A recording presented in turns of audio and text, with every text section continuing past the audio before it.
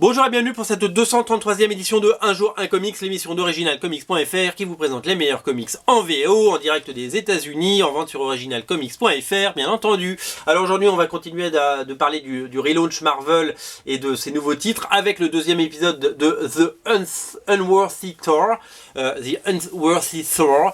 On pourrait traduire ça tout simplement par Thor l'indigne.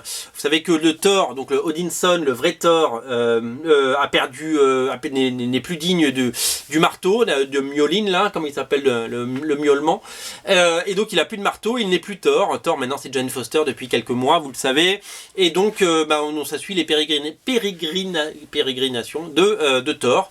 Et sa déchéance on pourrait dire parce que il tombe bien bas le monsieur. Il va croiser sur sa route, on l'a vu sur la couverture, Beta Bill Ray. Il va devoir affronter à la fois ses amis et ses ennemis. Il n'a plus d'ennemis, il est un peu isolé et il en prend plein les dents le pauvre Odinson. En tout cas la série donc est scénarisée de main de maître par Jason Aaron à qui on doit les séries précédentes de Thor, à la fois The Mighty Thor et tout récemment, alors je vais pas vous montrer ces pages là, elles sont absolument géniales. Sachez qu'il y a le collectionneur qui va faire son apparition, il y a toute la galerie de personnages autour de Thor. Regardez comme c'est beau, on va parler d'Olivier Coipel après. Jason Aaron qui avait fait toutes les séries récentes de Thor, notamment les deux dernières avec Jane Foster, et bien c'est lui qui remet en scène ce Thor et c'est merveilleux. Je ne vais pas trop vous en montrer parce que j'ai pas trop envie de vous spoiler, il se passe plein de choses dans ce numéro.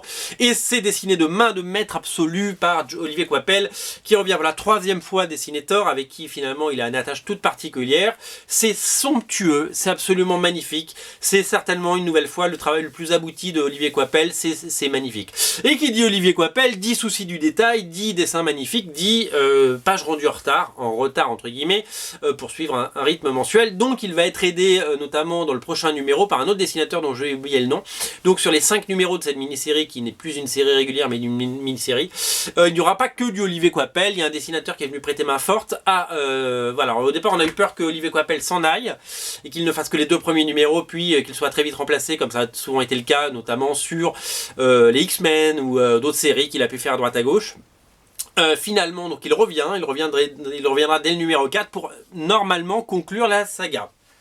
Donc voilà, donc il a besoin de se faire aider dans les délais. Il n'a pas besoin de se faire aider parce qu'il est talentueux, il a besoin de personne.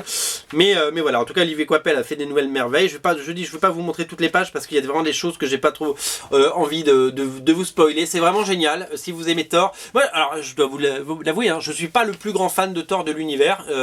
J'ai pas aimé plus que ça les films. Le premier était sympathique, le deuxième était catastrophique. En comics, je trouve pas ça fabuleux. J'ai tendance à plutôt m'ennuyer à la lecture d'un Thor, mais un Thor un Thor déchu, un Thor indigne, c'est plutôt intéressant et il y a plein de jolies choses dans cette mini-série.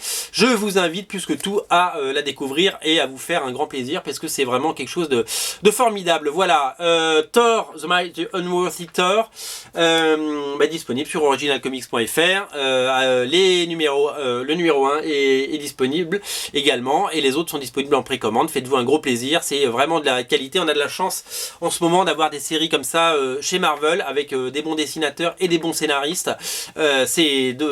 Faut mesurer sa chance parce qu'on pourrait avoir des seconds couteaux et voilà, on a des gens comme Olivier Coipel qui s'appliquent et qui font des choses merveilleuses.